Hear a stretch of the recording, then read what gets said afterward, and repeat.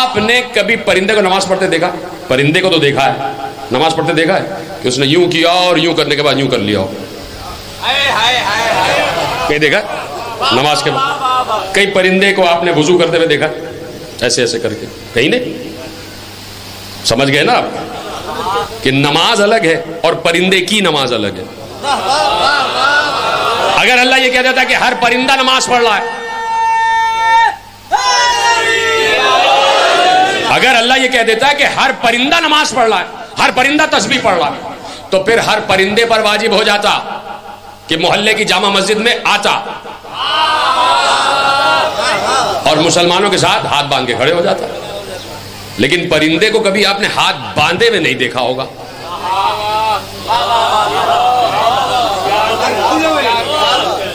چلے سوچ لیں، پھر کل تک میں بیٹھا ہوں یہاں، اتنا ٹائم نہیں ہے بھائی، یہیں پہ سوچنا ہے.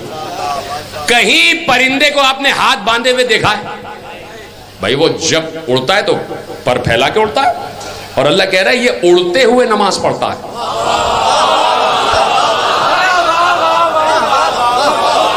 اڑتے ہوئے نماز پڑھتا ہے، یعنی پرندے کی نماز کھلے ہاتھوں سے ہوتی ہے. تو جب پرندے کی کھلے ہاتھوں سے ہو سکتی ہے تو انسانوں کی بھی ہو سکتی ہے. کہا یہ پرندے اپنی نماز سے واقف ہے اور اپنی تسبیح سے واقف ہے. اس کا مطلب ہے کہ پرندے کی نماز بھی الگ ہے، پرندے کی تسبیح بھی الگ ہے. اگر ہماری جیسی نماز ہوتی تو وہ بھی ایسے ہی تکبیر کہتا، وہ بھی ویسے ہی رکوع کرتا، وہ بھی ویسے ہی 2 سجدے کرتا. بالکل ہے نا. آپ نے کہا، میں آپ کو شکریہ ادا کرتا ہوں کہ کسی نے تو کہا نا میرا ساتھ دیا. اگر نماز کہتا تو پرندہ بھی ہماری طرح پڑھتا، ہماری طرح تسبیح کرتا. لیکن اللہ کیا کہہ رہا ہے؟ ہر پرندہ اپنی نماز سے واقف ہے اور اپنی تسبیح سے واقف. اس کا کیا مطلب ہوا؟ پھر پلٹ دو جملہ کہ پرندے کی نماز بھی الگ ہے، پرندے کی تسبیح بھی الگ ہے. اس کا مطلب اس کا وضو بھی الگ ہے، اور مجبوری میں اس کا تیمم بھی الگ ہوگا یقیناً. ہاں ہوگا کہ نہیں ہوگا؟ اس کی نماز بھی الگ. اسی لیے کہا کل قد علم صلاته وتسبیحہ، ہر پرندہ اپنی نماز سے اور اپنی تسبیح سے واقف ہے. اب مجھے بتائے دنیا، کہیں کوئی بڑا توگر لے آؤ، کہیں کوئی راوی لے آؤ کہ وہ آ کے بتائے کہ پرندے کی نماز کیا ہے. وہ آ کے بتائے کہ پرندے کی تسبیح کیا ہے. پرندے کی نہیں، پرندوں کی. بتائے کوئی آ کے کہ پرندوں کی نماز کیا ہے اور پرندوں کی تسبیح کیا ہے. بیٹھے ہیں ہم اور 1400 برس سے بیٹھے ہوئے اسی جواب کے انتظار میں، اور بیٹھے رہیں گے، اس لیے کہ ہم بڑے امن و آشتی والی قوم ہیں. ہمارے یہاں احتجاج کا عجیب طریقہ ہے. ہمارے احتجاج یہ ہوتا ہے کہ جس چیز سے روکا جاتا ہے ہم اس چیز کو اور بڑھا دیتے ہیں. یہ احتجاج ہے. ہم کسی کو نقصان نہیں پہنچاتے، ہم کسی کے خلاف بات نہیں کرتے، ہم کسی کے اگینسٹ نہیں ہیں. ہمارا احتجاج یہ ہے کہ بھائی دیکھو کہ کیا ہوا ہے رسول کی آل کے ساتھ، بس یہ بھی بتانا چاہتے تاکہ امت ذرا سا متوجہ ہو جائے. تو اب ہم یہاں بیٹھے، کوئی بتائے کہ پرندے کی نماز کیا، کوئی بتائے کہ پرندوں کی تسبیح کیا. اگر کوئی بتائے گا بھی آج تو وہ علی سے سن کے بتائے گا، اپنی طرف سے نہیں بتا سکتا. اگر آج کوئی بتا بھی دے تو علی نے بتایا ہے تو سن کے بتائے گا.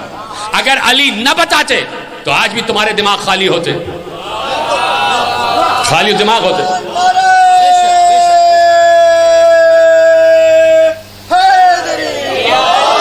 تو پرندوں کی نماز الگ، پرندوں کی تسبیح الگ. نہ پتہ چلتا کہ پرندوں کی نماز کیا ہے، نہ پتہ چلتا کہ پرندوں کی تسبیح کیا ہے اگر خود میرا مولا علی نہ بتاتا. اور روایت محفوظ کرنے والا بھی وہ صحابی جس کے لیے رسول نے کہا کہ زمین نے بوجھ نہیں اٹھایا، آسمان نے سایہ نہیں کیا ابو ذر سے زیادہ کسی سچے انسان پر. اتنا سچا صحابی رسول، اتنا سچا صحابی رسول. اس لیے تو ہم کہتے ہیں نا کہ اصحاب کا احترام کیا کرو. ان سے کہتے ہیں اصحاب کا احترام کرنا چاہیے، اصحاب رسول کا احترام کرنا چاہیے. قابل احترام ہے اصحاب رسول. اتنا سچا صحابی رسول کہ پیغمبر نے جس کے لیے کہا کہ ابو ذر سب صحابیوں میں سب سے زیادہ سچا ہے. اس کا مطلب ہے کہ رسول کا بنایا ہوا سچا الگ ہے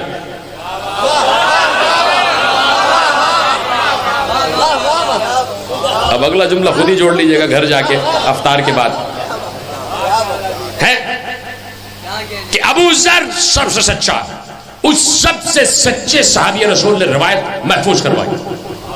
وہ کہتے ہیں کل قد علم صلاتہ و تسبیحہ، یاد ہے نا آیت، ہر پرندہ اپنی نماز سے بھی واقف ہے، اپنی تسبیح سے بھی واقف ہے. کہتے ہیں میں اور میرا مولا علی جا رہے تھے، جاتے جاتے ایک صحرا سے گزر ہوا، میں بھی ناقے پر، میرا مولا بھی ناقے پر، کہیں لکھا ہے گھوڑے پر، کہیں لکھا ہے ناقے پر، کہ ہم سواری پر سوار جا رہے تھے، ایک صحرا سے گزر ہوا، لقو دق صحرا، چونکہ صحرا سے جا رہے تھے تو اس کا مطلب ہے ناقے ہی پر ہوں گے، اس لیے کہ صحراؤں میں ناقے ہی پر بیٹھ کر سفر کیا جاتا تھا.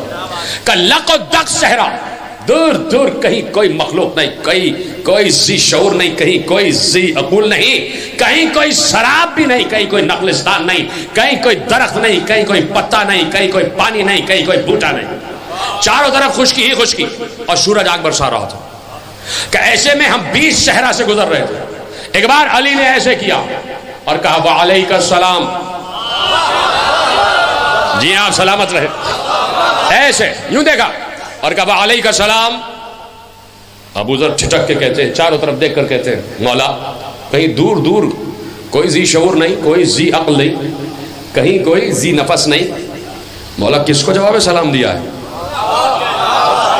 کس کے سلام کا جواب دیا؟ علی نے مسکرا کر کہا ابو ذر دیکھنا چاہتے ہو؟ کہا جی مولا. ایک بار علی نے ایسے ہاتھ کیا، جیسے ہی ایسے ہاتھ کیا نہ معلوم کہاں سے ایک پرندہ علی کے ہاتھ پہ آ کے بیٹھا، پرندہ علی کے ہاتھ پہ آ کے بیٹھا. کبھی نبی کے ہاتھ پہ چونٹی آ کے بیٹھی تھی، کبھی نبی کے ہاتھ پہ آ کے چونٹی بیٹھی تھی، اور آج علی کے ہاتھ پہ آ کے پرندہ بیٹھا، پرندہ بیٹھا. علی نے کہا مرحبا ترحب بکم ایھا الطیر، اے پرواز کرنے والے پرندے مبارک ہو تجھے. جواب سلام دے کے کہا مبارک ہو تجھے کہ تو اس صحرا میں تسبیح خدا کر رہا ہے، مگر یہ تو بتا چاروں طرف میلوں کہیں کوئی درخت نہیں، کہیں پانی نہیں، تو یہی پر پرواز کر رہا ہے، یہاں سے باہر بھی نہیں جاتا، یہی تیرا مستقر بھی ہے، یہی تیرا ہیبیٹیٹ بھی ہے، آپ کی زبان میں کہہ رہا ہوں یہی تیرا رہنے کا ماحول بھی ہے، یہاں سے باہر تو جاتا بھی نہیں، کہیں دور دور پانی دکھائی نہیں دے رہا، کہیں دور دور کوئی پودا دکھائی نہیں دے رہا. یہ بتا جب بھوک لگتی ہے کیا کھاتا ہے، جب پیاس لگتی ہے کیا پیتا ہے؟ جیے جیے سلامت رہے جہاں تک بات پہنچ رہی ہے. کہ یہ بتا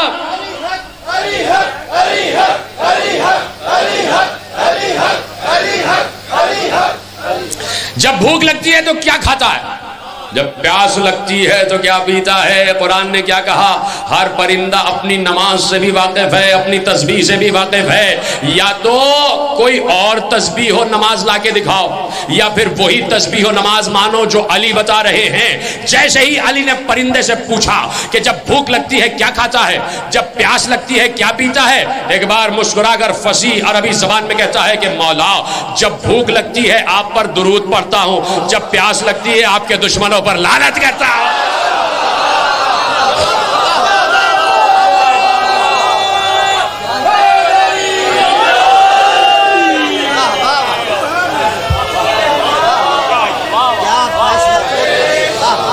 توجہ فرمائی آپ نے. کل قد علم صلاتہ وتسبیحہ. اب کوئی پرندہ تمہارے گھر کی منڈیر پہ آ کے بیٹھ جائے تو خوش ہو جانا، دو ہی کام کر رہا ہوگا. جیتے رہے جو سمجھ گیا اس کو میرا سلام. کبھی گھر کی منڈیر پر کوئی پرندہ آ کے بیٹھ جائے خوش ہو جانا، دانا پانی ڈال دیا کرنا، اس لیے کہ اللہ کہہ رہا ہے ہر پرندے کی نماز و تسبیح وہی ہے جو اس پرندے نے بتائی. یا تو درود پڑھ رہا ہوگا، بول دو نا دوسرا جملہ. ہر پرندے کی نماز، ہر پرندے کی تسبیح، اور ہر پرندہ اپنی نماز اور تسبیح سے واقف ہے. میں پوچھنا یہ چاہتا ہوں، صحیح مجمع ہے، پوچھنا یہ چاہتا ہوں کیا اللہ نے انبیاء سمیت کسی مخلوق کو یہ اجازت دی ہے کہ اپنی طرف سے جو چاہو نماز بنا لو، یا نماز و تسبیح بنانے والا اللہ ہے؟ جب نماز و تسبیح بنانے والا اللہ ہے تو اس پرندے کی نماز بھی اللہ ہی نے بنائی ہے، تسبیح بھی اللہ ہی نے بنائی ہے.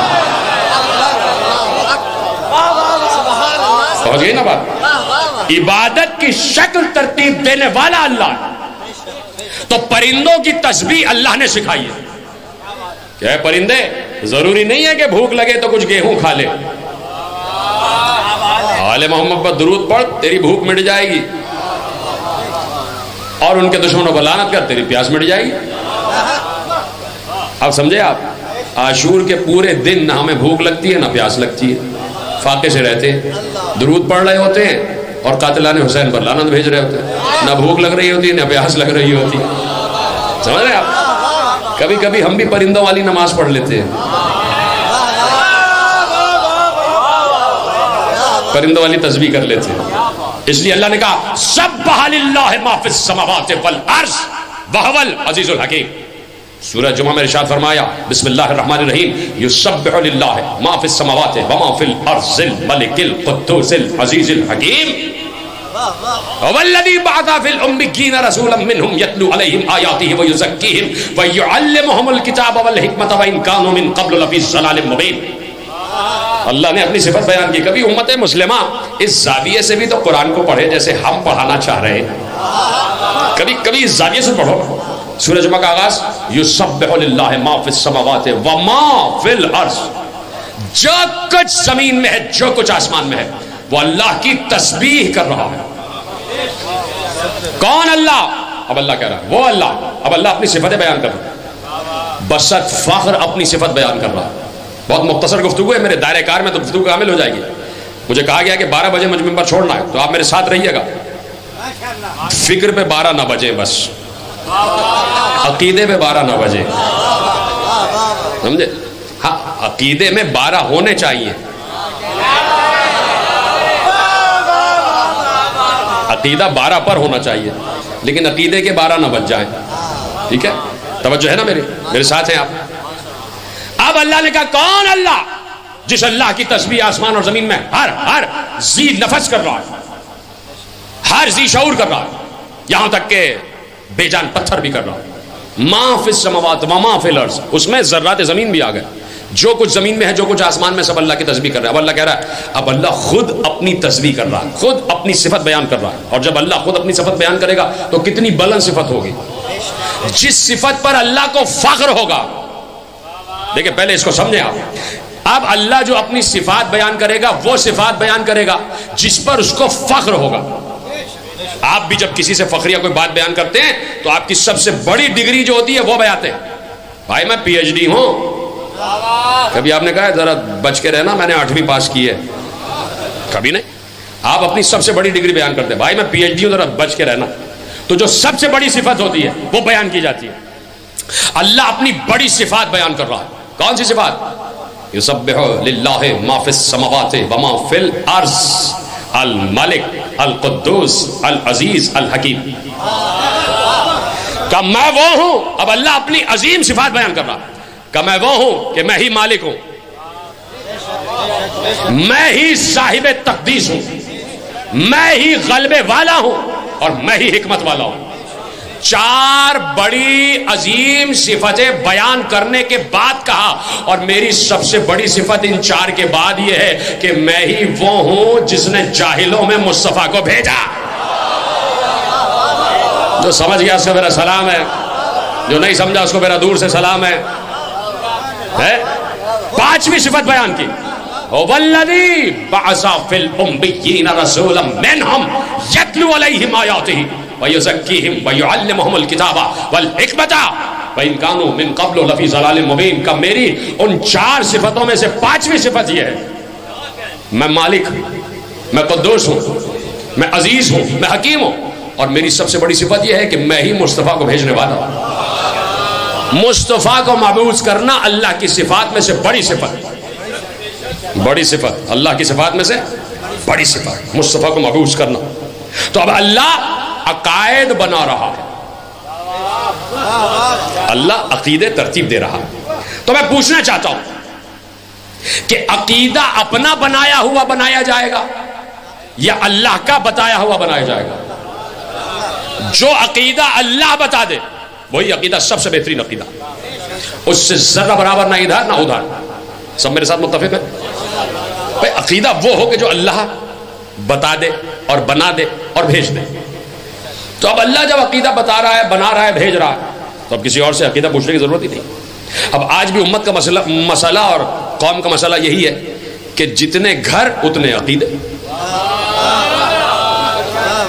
جتنے گھر اتنے مفتی، جتنے گھر اتنی شریعتیں، جتنے یہ فرش یہ چھڑے اتنے ہی مفکر۔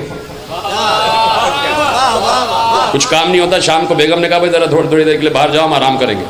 وہ باہر بیٹھ گئے، انہوں نے کہا چلو بھائی عقیدے پہ بحث کرتے۔ فرش پر بیٹھ کر ڈسکس نہیں ہوتا کہ علی کون ہے۔ عرش نشین کو فرش نشین کیسے سمجھے گا؟ اب پوچھنا عرش والوں ہی سے ہے۔ مجھے میرے نوجوان دوستوں نے حکم دیا ہے کہ ایک چیز پڑھی جائے جو میں اب سے کچھ دن پہلے پڑھا، تو میں چاہتا ہوں وہ آپ کے حوالے کر دیا جائے۔ تو اب دیکھنا یہ ہے کہ عرش نشین عقیدہ کیا ہوتا۔ اب اس سے ہٹ کر تو کوئی نہیں ہوگا۔ میرے ساتھ میں امام موسیٰ کاظم علیہ السلام کا دور ہے، اور مسئلہ اس وقت بھی تھا کہ مولا آپس میں بڑے مسائل ہو گئے، ہر کوئی ایک دوسرے پر تنقید کر رہا ہے، کوئی عقیدہ کچھ بنائے بیٹھا ہے، کوئی عقیدہ کچھ بنائے بیٹھا ہے، کچھ بنائے بیٹھا ہے۔ مولا آپ سامنے ہیں، آپ بتا دیجئے کہ اصل عقیدہ کیا ہونا چاہیے، آپ کے متعلق اصل عقیدہ کیا ہے؟ ٹھیک ہے، آپ کی اجازت ہو تو پیش کروں، نہیں تو یہیں روک دوں۔ مولا آپ موجود ہیں، آپ کی خدمت میں ہم پہنچ گئے، اب آپ بتائیے کہ آپ کے متعلق یقین، ایمان، ایقان اور عقیدہ ہمارا کیا ہونا چاہیے؟ کہا دیکھو ہم بیان کرتے ہیں اور جتنے لوگ تمہارے سامنے آ جائیں چاہنے والے ان تک پہنچا دو۔ کہ مولا ارشاد فرمائیے۔ اب مولا نے ایک خطبہ دیا، اور وہ خطبہ عقیدہ ہے ہر چاہنے والے کے لیے، صرف اس دور میں نہیں، آج کے دور میں بھی۔ اس لیے جہاں جہاں ساتویں امام کو مانا جا رہا ہے وہاں وہاں یہی عقیدہ جانا چاہیے، اس لیے کہ جو ایک محمد کہتا ہے وہ سارے کہتے ہیں، جو ایک محمد کہے گا وہ سارے کہیں گے۔ کہا سنو جا کے بتاؤ دنیا کو۔ اب یہاں سے مولا نے بات شروع کی، کہاں سے؟ توحید سے، توحید سے بات شروع کی۔ کہا سنو ان اللہ تبارک و تعالی وعز وجل متفردا بوحدانیتہ۔ یہاں سے بات میرے مولا نے شروع کی۔ کہا سنو جب کچھ نہیں تھا وہ تھا، اکیلا تھا۔ ان اللہ بے شک اللہ، تبارک بابرکت، و تعالی بہت بلند، و عزا صاحب عزت، و جلا صاحب جلال۔ توحید پر بولا کرے میرے عزیزو، ایسے خاموش نہ بیٹھا کرے، تاکہ دنیا کو پتہ چلے کہ ہم ہی توحید سمجھنے والے بھی ہیں، سمجھانے والے بھی ہیں۔ کہ ان اللہ تبارک و تعالی و عز و جلا متفردا بوحدانیتہ۔ کا سرا اللہ تھا، بابرکت تھا، اعلیٰ تھا، عزت والا تھا، جلال والا تھا، متفردا بوحدانیتہ، اتنا اکیلا تھا کہ اس جیسا کوئی اکیلا نہیں، اپنی تنہائی میں تنہا تھا، اپنی وحدانیت میں واحد تھا، اپنی احدیت میں احد تھا، اپنے اکیلے پن میں اکیلا تھا، اتنا اکیلا کہ کوئی اس کا شریک نہیں۔ کہا کتنا عرصہ گزرا اس کے اکیلے پن کا صرف وہ جانتا۔ ان اللہ تبارک و تعالی و عز و جل متفردا بوحدانیتہ، وہ اپنی انفرادیت میں منفرد تھی، کچھ نہیں تھا، اکیلا تھا۔ اس جملے کو تو سمجھو، معصوم کہہ رہے کچھ نہیں تھا، اکیلا تھا، نہ اس کی آواز کوئی سننے والا، نہ اس کو کوئی آواز دینے والا، نہ وہ کسی کو پکارنے والا، نہ کوئی اس کو پکارنے والا، اکیلا، تنہا، خاموشی، اس کو کسی کے ساتھ کی ضرورت بھی نہیں تھی، اس کو کسی کی شرکت کی ضرورت بھی نہیں تھی، وہ اپنے لیے کافی تھا۔ دنیا کو بتا دو اللہ اپنے لیے کافی ہے۔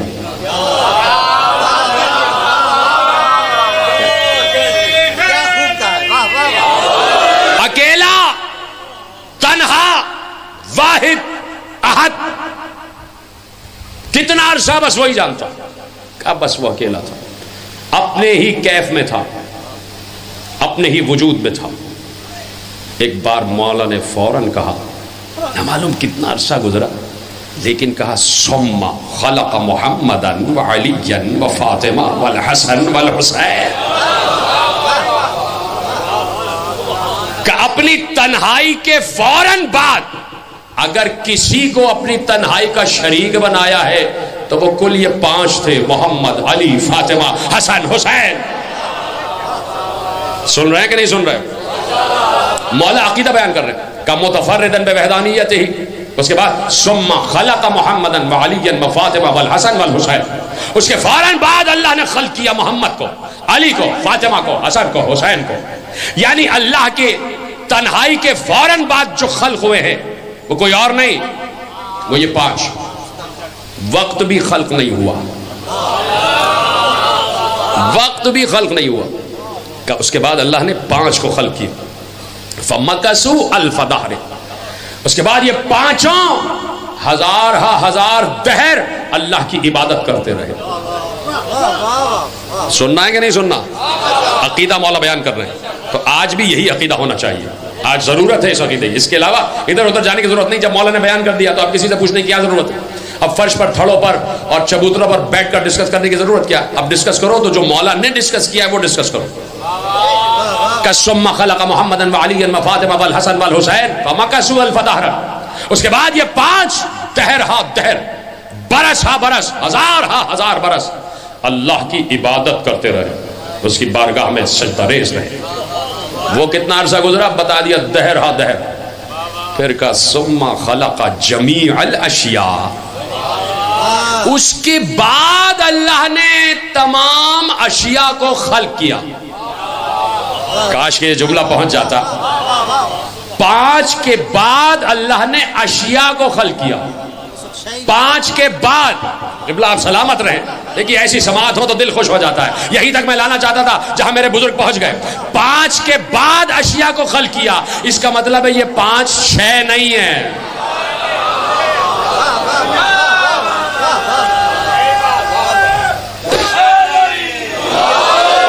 اشیاء ان کے بعد ہے، قبلہ ان کے بعد ہے جو کچھ شے ہے، یہ شے نہیں ہے۔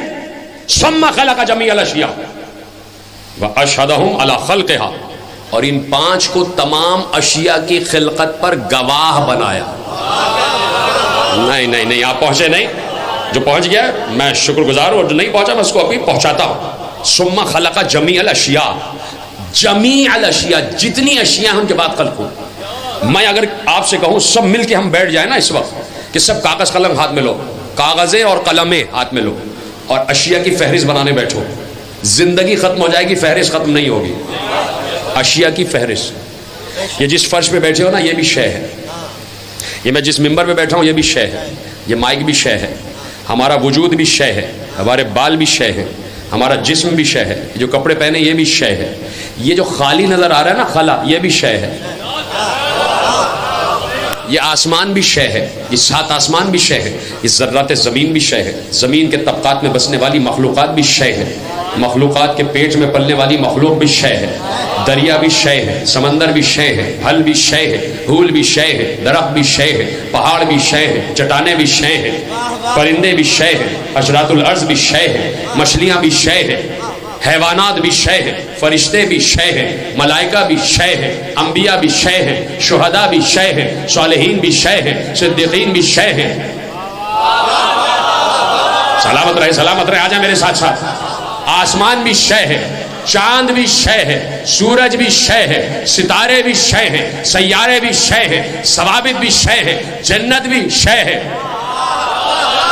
جہنم بھی شے ہے، پل صراط بھی شے ہے، قاب قوسین بھی شے ہے، عرش بھی شے ہے، کرسی بھی شے ہے، لوح بھی شے ہے، قلم بھی شے ہے، قاب قوسین تک سب شے، اور سب خلق ہو رہا تھا، اور اللہ کہہ رہا تھا محمد دیکھو میں چاند خلق کر رہا ہوں، علی دیکھو میں سورج خلق کر رہا ہوں، دیکھو میں فرشتے خلق کر رہا ہوں۔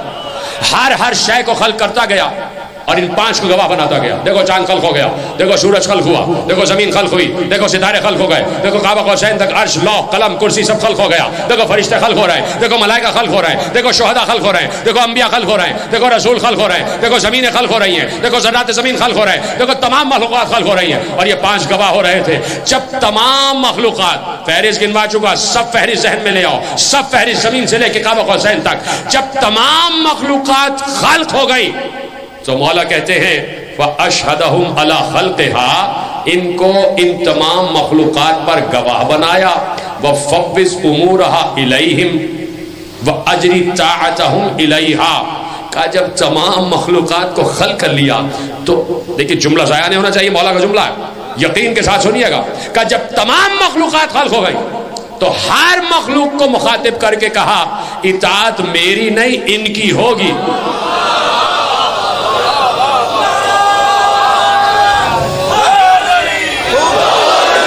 وَفَوِّضْ طَاعَتَهُمْ عَلَيْهَا وَأَجْرِ طَاعَتَهُمْ عَلَيْهَا وَفَوِّضْ أُمُورَهَا إِلَيْهِمْ.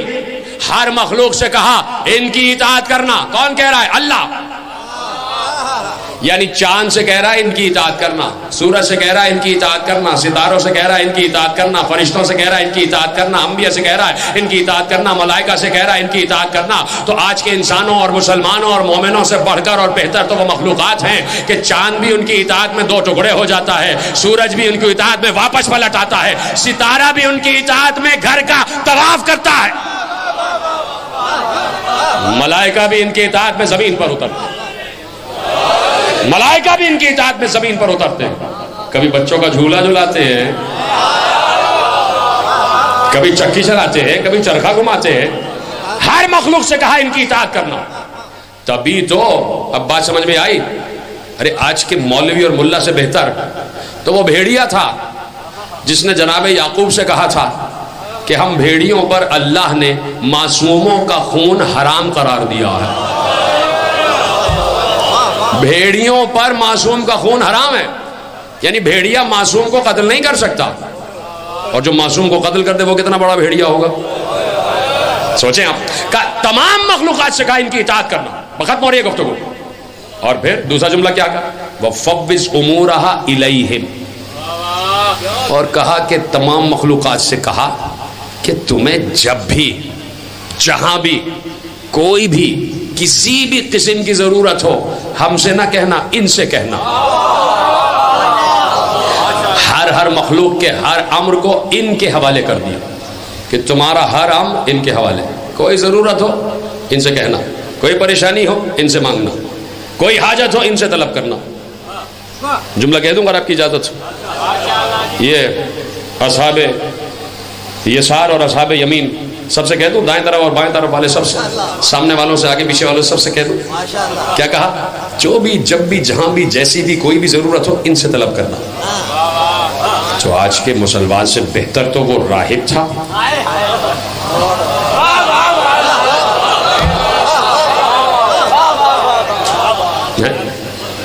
کہ جسے پتا تھا کہ اگر اولاد ملے گی انہی سے ملے گی, اس لیے کہ توریت میں بھی لکھا ہے, زبور میں بھی لکھا ہے, انجیل میں بھی لکھا.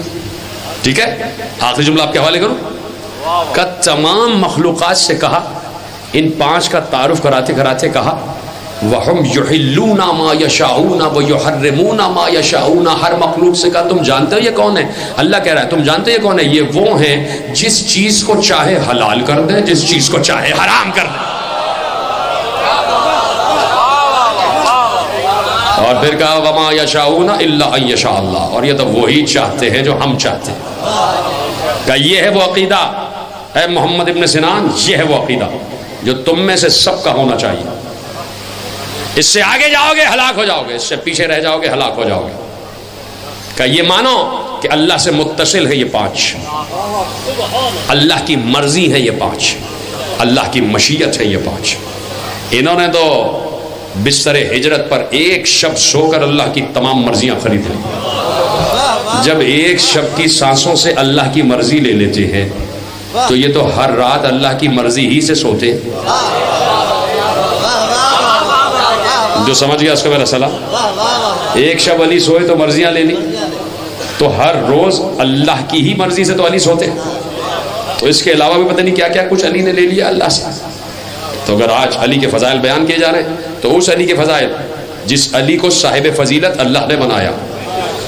تو اب اگر کوئی علی کے فضائل پر یقین نہ کرے تو اس کا مطلب ہے کہ وہ اللہ کی قدرت پر یقین نہیں کرتا, اللہ کے اختیار پر یقین نہیں کرتا. اور علی نے کہا کہ دیکھو میری پوری زندگی توحید کے نام اور میری موت بھی توحید کے نام. میں زندہ رہا تو اللہ اللہ کہتے ہوئے, اور میں دنیا سے جا رہا ہوں تو فزت برب الکعبہ کہتے ہیں. سلامت رہے یہ آوازیں جو ہائے کہہ کے بلند ہوئی. بزرگوں سے سیکھا کرو کہ گریہ کیسے کرتے ہیں. نوجوان اگر تمہیں گریہ کرنا نہیں آتا تو بزرگوں سے سیکھو کہ جیسے ہی مصائب کا پہلا جملہ آتا ہے بزرگوں کی ہائے نکل جاتا ہے. اس لیے کہ بزرگوں کی روحانی رابطے بڑے تیز ہو جاتے ہیں. کچھ دیکھ رہی ہوتی ہیں بزرگوں کی آنکھیں, تو سب سے پہلے جو آنکھ بھیگتی ہے وہ بزرگوں کی. تو نوجوانوں کو چاہیے کہ بزرگوں سے سیکھے کہ رویا کیسے جاتا ہے. ابھی بھی کسی کو رونا نہیں آیا تو کم از کم بزرگوں کی نقل میں ہی ہائے تو کہہ دے, ہائے علی. کیا اب 21 رمضان کل بھی آئے گی؟ آج ہے نا 21 رمضان. جس کو یقین ہے کہ وہ اگلے سال تک زندہ رہے گا وہ چپ ہو جائے, اور جس کو یقین نہیں ہے وہ آج ہی گریہ کا حق ادا کر لے. اس لیے کہ وہ رو اپنے لیے نہیں رہا ہے, وہ چاہے گا کہ میری آواز عباس کی آواز سے مل جائے, میری آواز حسن و حسین کی آواز گریہ سے مل جائے.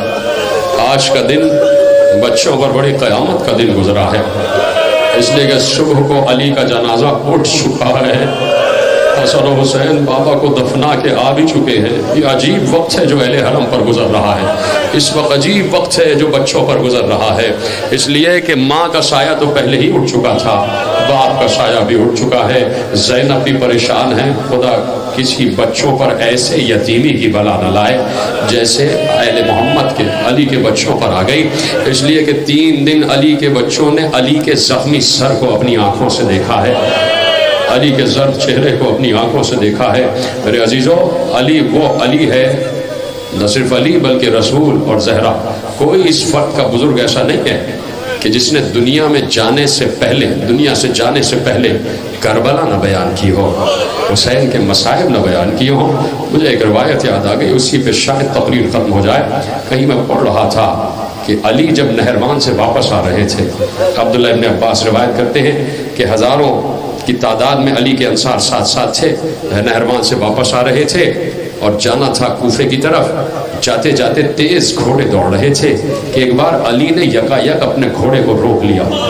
معلوم کون سی جگہ تھی کہ علی نے گھوڑے کو روکا. علی کا گھوڑا رکا, لشکر کے سارے گھوڑے رک گئے. جب سارے گھوڑے رکے تو کہا گرد کا ایک بادل تھا وہ سامنے آ گیا. کہا کہ مجھے علی دکھائی نہیں دے رہے تھے, میرا مولا مجھے دکھائی نہیں دے رہا تھا. ابن عباس نے کہا, کہتے میں نے انتظار کیا کہ گرد بیٹھ جائے تو میں اپنے مولا سے پوچھوں کہ میرے آقا یہاں رکنے کا سبب کیا ہے. جب گرد چھٹی, ابن عباس کہتے ہیں کہ میرا کلیجہ شک ہو گیا, اس لیے کہ جب گرد چھٹی میں نے مولا کے چہرے کو دیکھا تو میں نے دیکھا علی زار و قطار رو رہے تھے, علی کی آنکھوں سے آنسو بہ رہے تھے. ہاں یہی حق ہے گریہ کرنے کا میرے عزیزوں, علی کی آنکھوں سے آنسو بہ رہے تھے. ابن عباس آگے بڑھ کے کہتے ہیں مولا یہاں رکنے کا کیا سبب ہے اور یہ آنسو بہانے کا کیا سبب ہے. تمام بچے بھی نیچے اتر آئے, علی کے بیٹے بھی آ گئے, حسن و حسین بھی آ گئے, سب نے آ کے علی کو گھیر لیا. مولا یہاں کیوں رکے ہیں؟ کہا آؤ بتاؤں کہ کیوں رکا ہوں, آؤ میرے ساتھ ساتھ چلو. ایک بار حسین کے گلے میں ہاتھ ڈال دیا اور سب کو کہا میرے پیچھے آ جاؤ. اب جیسے جیسے اس قریے میں داخل ہوئے کہیں رک کر کہتے تھے تمہیں پتا ہے حسین یہ کون سی جگہ ہے؟ یہ وہ جگہ ہے جہاں تمہارے خیمے لگائے جائیں گے. آگے بڑھے, حسین پتا ہے یہ کون سی جگہ ہے؟ یہ وہ جگہ ہے جہاں عباس کا دایاں شانہ کٹ کے گر جائے گا. یہ وہ جگہ ہے جہاں عباس کا بایاں بازو کٹ کے گرے گا. آگے بڑھے, چیخ مار کے روئے, کلیجے پہ ہاتھ رکھ کر کہا حسین پتا ہے یہ کون سی جگہ ہے؟ یہاں تم علی اکبر کے جگر سے برچی کا پھل کھینچو گے. اجرکم اللہ. علی کربلا بیان کر رہے ہیں. آگے بڑھے تو چیخ مار کے روئے کا حسین معلوم ہے یہ وہ جگہ ہے جہاں 6 مہینے کا علی اصغر تمہارے ہاتھوں پر تڑپ رہا ہوگا. اس مقام پر آ گئے جس مقام پر ایک نشیب تھا. نشیب میں اتر کے علی بیٹھ گئے. وہاں کی خاک کو اٹھا اٹھا کر اپنے سر پر رکھتے جاتے تھے, گریہ کرتے جاتے تھے. کسی نے پوچھا یہ کون سی جگہ ہے؟